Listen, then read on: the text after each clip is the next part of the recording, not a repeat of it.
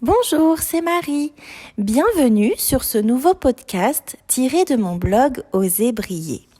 Je suis ravie de vous retrouver aujourd'hui pour aborder la suite du podcast Et si on arrêtait de juger, dans lequel je vous expliquais en quoi juger empêche de nous aimer nous-mêmes et d'aimer les autres.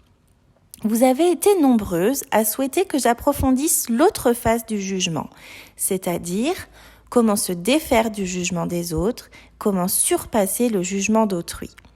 C'est avec beaucoup de plaisir que j'ai potassé sur le sujet et voici ce que je peux vous en dire.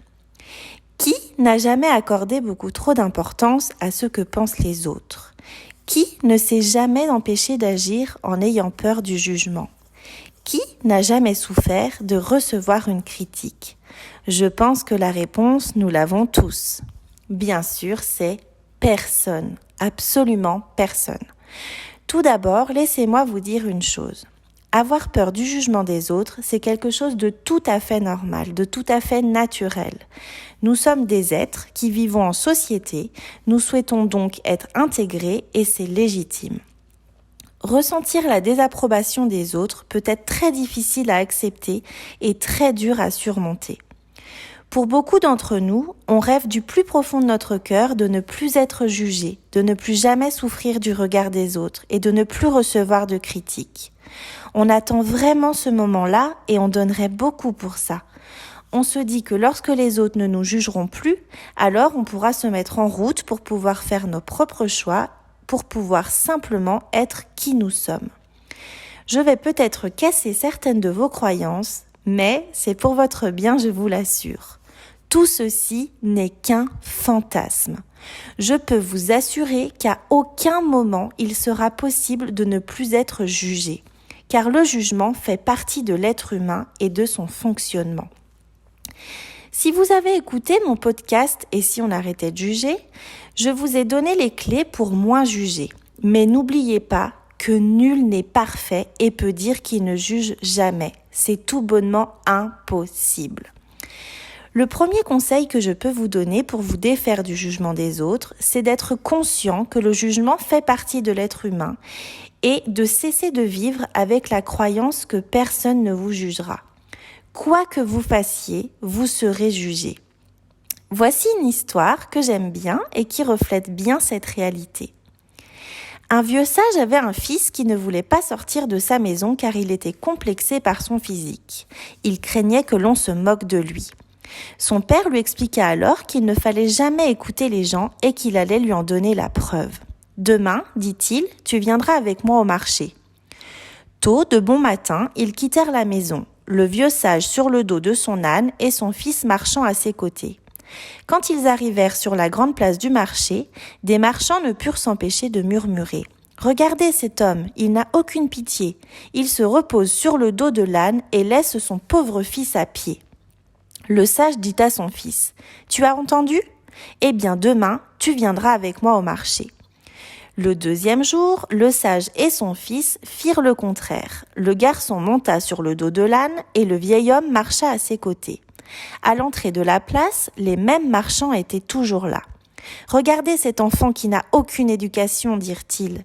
Il est tranquillement sur le dos de son âne et laisse son pauvre père se traîner dans la poussière. Si ce n'est pas malheureux de voir pareil spectacle. »« Tu as entendu ? Demanda le père à son fils.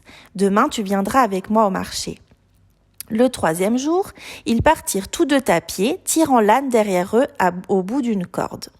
« Regardez ces deux imbéciles, se moquèrent les marchands. Ils marchent à pied comme s'ils ne savaient pas que les ânes sont faits pour être montés. » Le sage dit à son fils, « Tu as bien entendu ? Alors demain, tu viendras avec moi au marché. » Le quatrième jour, lorsqu'ils quittèrent leur maison, ils étaient tous les deux juchés sur le dos de l'âne.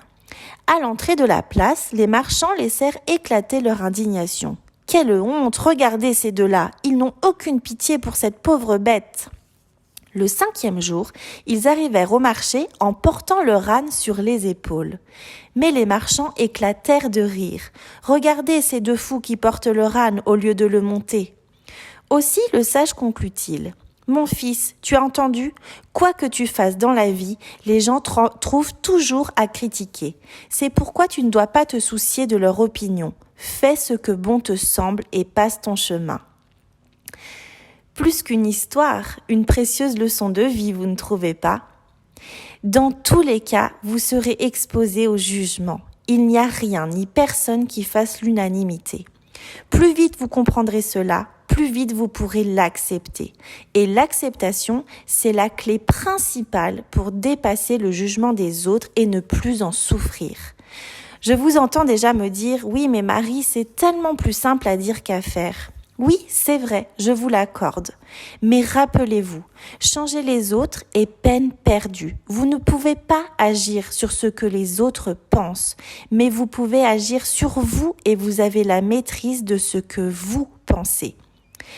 La seconde et dernière clé que je pourrais vous donner est de ne pas oublier que le jugement de l'autre ne vous définit pas. Vous vous souvenez du podcast sur l'effet miroir ? Si vous ne l'avez pas encore écouté, je vous invite à aller le découvrir sans plus tarder, car il vous rappelle combien la pensée des autres n'est que le reflet de leur propre réalité. Ce n'est pas la vérité. Vous savez qui vous êtes. Le jugement des autres ne vous appartient pas.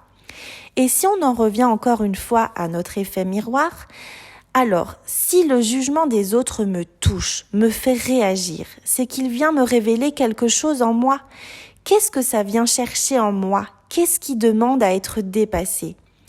Ce jugement ou cette critique peut donc même devenir un levier d'évolution pour moi. Vous savez, j'ai déjà entendu des personnes me dire que ce qui les a le plus fait souffrir est ce qui les a le plus aidés à évoluer. Voilà les lumières. Pour conclure ce podcast, je souhaite qu'à partir d'aujourd'hui, vous preniez conscience qu'il ne tient qu'à vous de ne plus avoir peur du regard des autres. Vous en êtes capable. Croyez en vous. Moi, en tout cas, je crois en vous. Je terminerai ce podcast par cette phrase. Je préfère 1000 fois être détesté pour ce que je suis que d'être aimé pour ce que je ne suis pas.